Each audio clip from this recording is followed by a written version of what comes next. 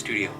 Well, I created this painting out on the White River a few days ago. It was a really cold but beautiful day, and I want to finish it up in the studio here now, so I thought I'd show you how I do it. I like the painting. I think there's a lot going for it right now. I like the background mountain and that roughed in sky. I think I'm going to pretty much leave that section alone. I like the general value pattern where you have dark trees and a dark background, just slightly lighter sky, and then this kind of band of light on these middle ground trees, and then you move back into shadow in the foreground. But I think it needs a little adjustment. This is a little confused here. It's not the right shapes and not the right value. I want this to be darker with maybe a few highlights hitting the top of this brush.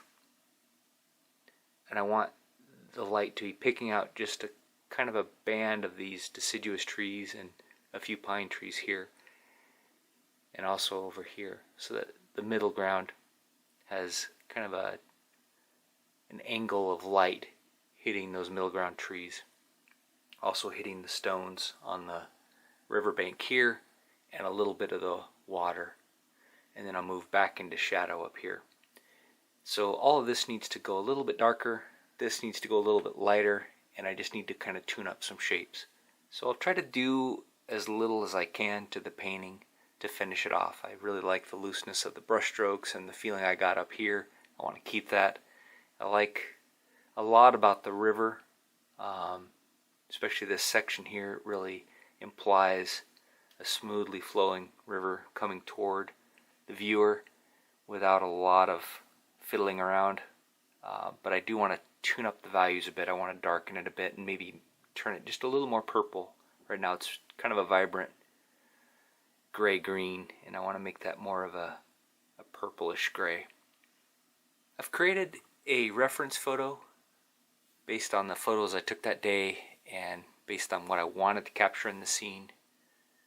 I went back through the videos I took and tried to find that one perfect moment where I thought the scene was most beautiful. I want to really bring out the best in that scene. Capture that feeling of a cold winter day here in the Pacific Northwest. Not a lot of snow, but kind of cold air and distant snow on the distant pine-covered hills. I want to create that dramatic feeling where the sun breaks through the clouds and highlights certain parts of the landscape. I love that. I can wander in that kind of environment for hours, just enchanted by how the light moves across the landscape.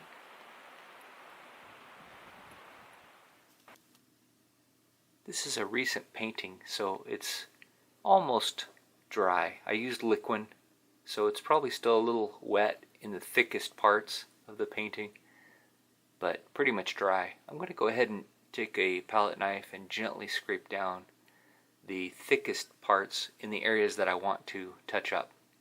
So for the background hill, that's all really thinly applied, which I like. I'm not going to scrape that down. It doesn't really need it.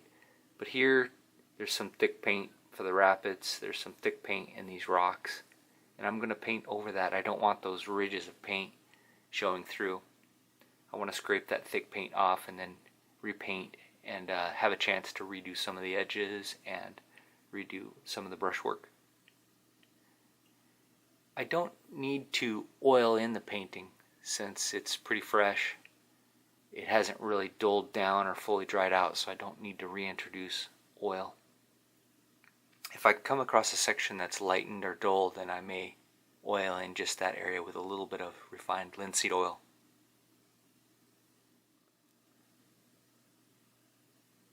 This painting is what I would consider to be close to a successful plein air painting. There's a lot I like about it, and I wouldn't mind just leaving it as it is, but I think there's potential there to make it something really special, and I have no qualms with touching up a plein air painting in the studio to try to bring out the best in it. I'll be using the same colors that I used when I started the painting outdoors. Cerulean blue, cobalt blue, ultramarine blue, sap green, burnt umber, burnt sienna, alizarin crimson, cad red, cad yellow lemon, and yellow ochre, and Rembrandt cold gray. This is a dark that I pre-mix from ultramarine blue, burnt umber, and alizarin crimson. This is the same but tilted more toward the red. This is tilted more toward the blue. Titanium white, liquid, and some of my normal studio medium that I mix myself. I have the reference photo here on an iPad next to my painting. I created this reference photo from a few photos that I took that day. I wanted to create that feeling of the light shining through a break in the clouds and highlighting just part of the scene in front of me. I took a look at that picture as a monochrome as well, just to look at the value pattern, and I like what I'm seeing. Just a few very dark darks that is maybe pure black, and just a few highlights of the lightest light. Everything else is kind of a band of lighter value, with some lighter value up here as well, a few touches of lighter value, but nowhere near white down here in the stones and in the rapids. A big band of darker mid-value, big band of even darker mid-value. So kind of trying to simplify it a bit. 3 or 4 values, with 1, 2, 3, and 4. 4 being the darkest.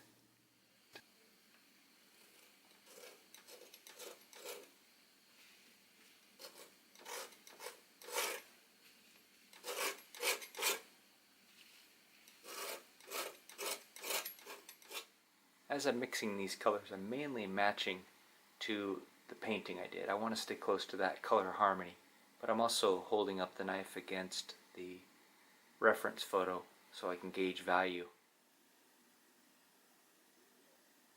So that's about the right shade of green to match the painting, and it's a little bit darker. So here I'm matching the right color against the value that I'm seeing in the reference photo, and you can see the reference photo is a little lighter, a little higher value here, and even here. So I need to lighten this up just a little. I also want to gray it down and bring it a little bit closer to purple.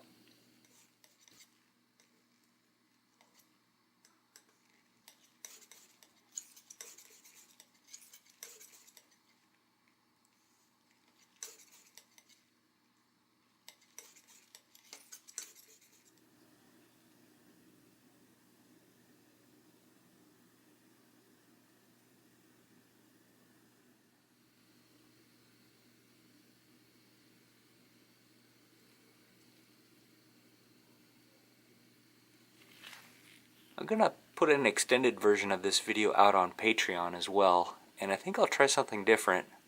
I'll put up the reference image that I created on Patreon as well that you can download.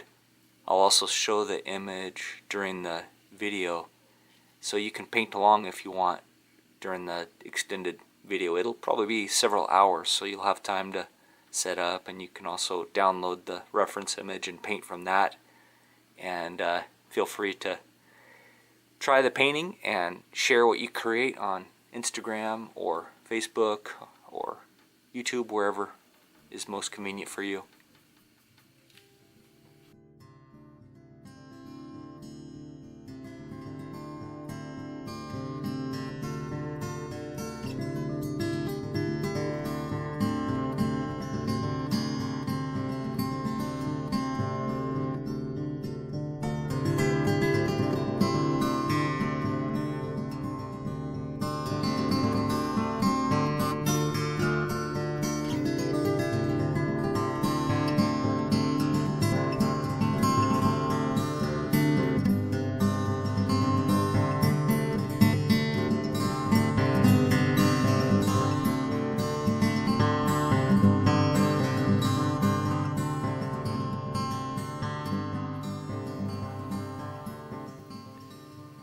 like what's happening here. I want to keep this as all kind of one value, but I want to just suggest some slight variations so it's not boring. I also want to add just a little bit of light bluish gray along this ridge line so that you can see, you can feel that this hill is in front of those hills.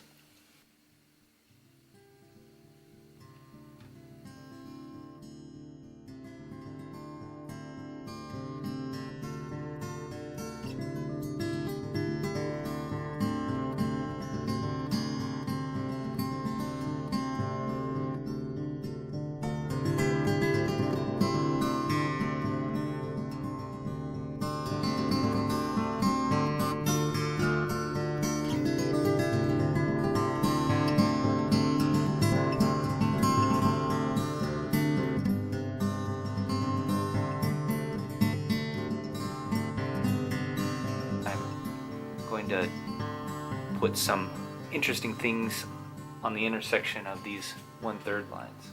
Where these 1/3 lines intersect, I'll maybe think about putting the brightest bunch of trees here, and maybe a secondary bright bunch of trees here, and that really pretty pine tree where the light's hitting it.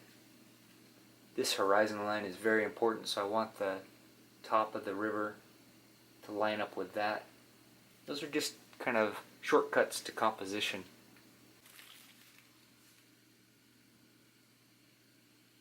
Here I'm using a Rosemary & Co. Series 278.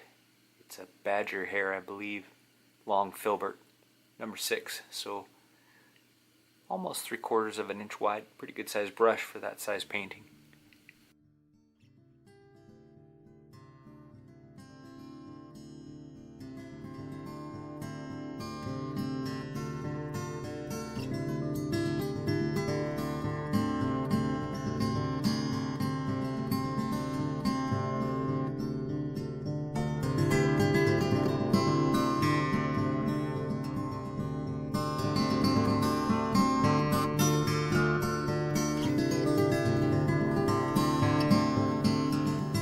Painting this middle ground area next, which is the center of interest for the painting. So I want to be careful to get the colors and the values right. In the reference photo you can see there's actually quite a bit of variation going on in that middle area. There's some pretty bright greens, a few highlights where the sun's hitting those pine trees. There's some really bright, high value deciduous trees. They've lost all their leaves. They're kind of glowing with a reddish yellow, really beautiful. It gets really intense right through here and over in here. There's some nice crimson going on in the shadows here.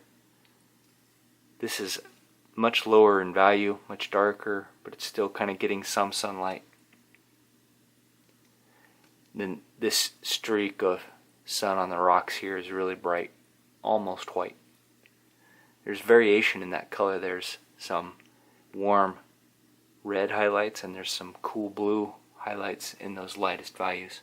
Here are the colors I've mixed up for that area. You can see it's quite a bit, so it's important if you pre-mix your colors to have some kind of system to keep track of where the colors are going. I tend to place my colors following the value scale I have on the side and the colors I have across the top, and then just try to remember what I mixed that color for on the panel.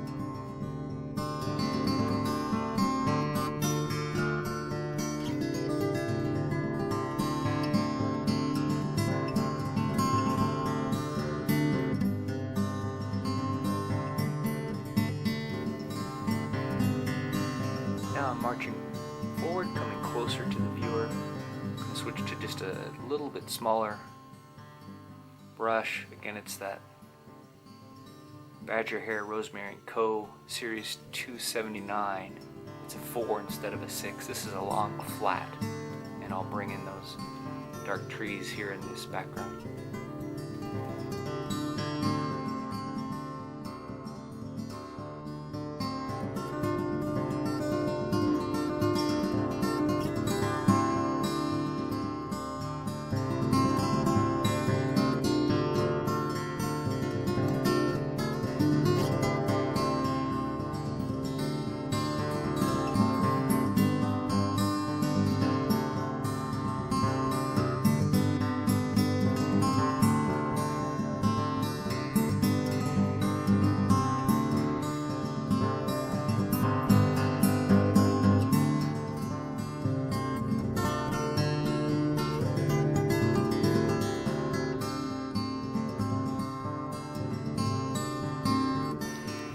This long flat, and I'm just kind of mushing it into the paint to splay out the bristles, and then I'm gently touching just the tips of the brush on the panel.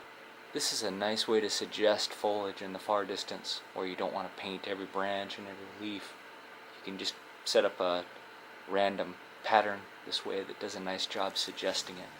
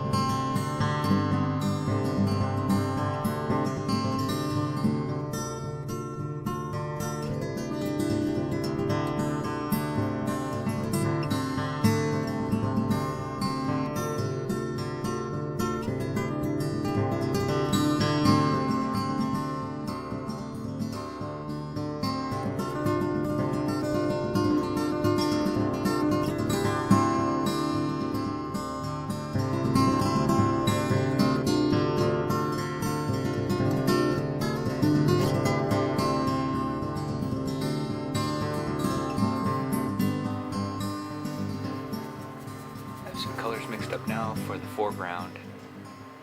I want to move quickly, so I'll go back to a bigger brush and just paint over in areas where I think the value or the color need to be adjusted.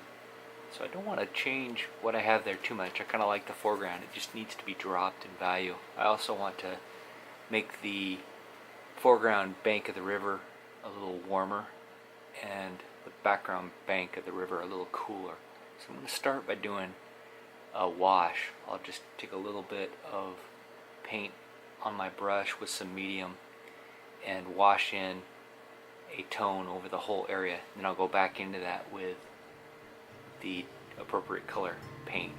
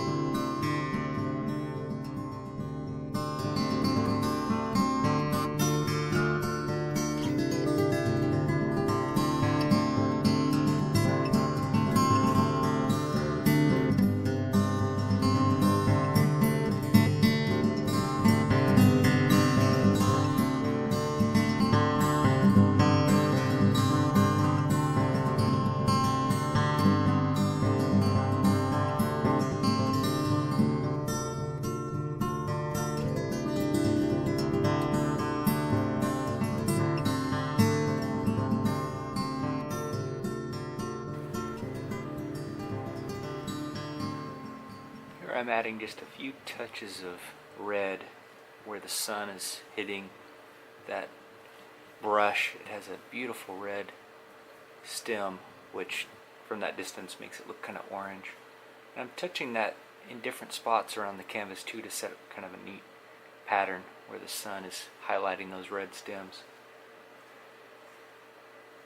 I'm also stepping back occasionally and just making sure the overall impression is good. I want the stones in the foreground to look bigger than the stones in the background, but not like boulders. It should be a path that could be walked on. And I also want the edges in the different areas to be interesting. So I don't want smooth edges everywhere, and I don't want hard edges everywhere. I want a mix of both to add a little bit of interest and mystery.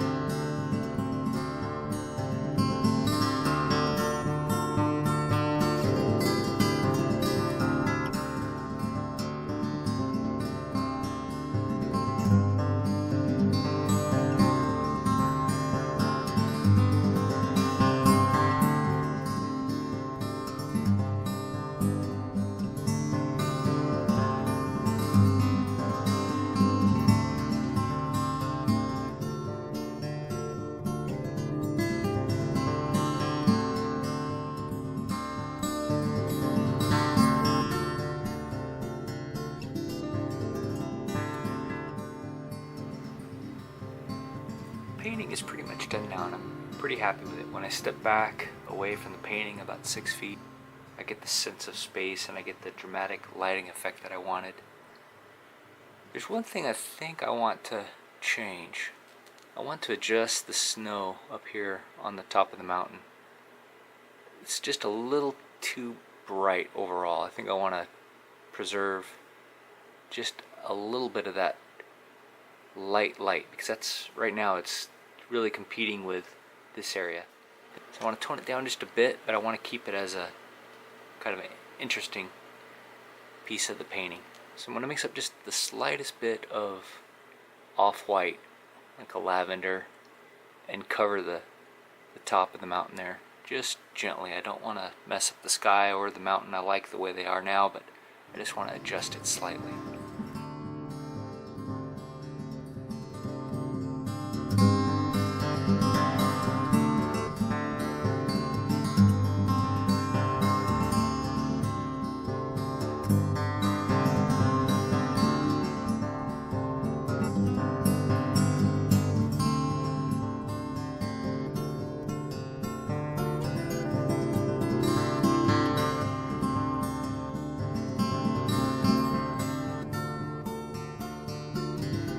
Here's the finished painting. Thanks so much for joining me. I had a fun time finishing it up in the studio. I do like how it turned out. It captures that moment I saw when I was standing on the bank of the river where the scene was mostly in shade, except for a little bit of highlight on the mountaintop, on the snow, and on this band of trees and the band of rocks, the riverbank there. I like how this is almost a purple, going into green, and green into lavender as it goes into the distance. Hopefully that's coming out on the video. I'll put the finished painting up on my website. Please sign up for my newsletter while you're there. I share my thoughts on my artwork and some discounts and specials once in a while, especially around the holidays.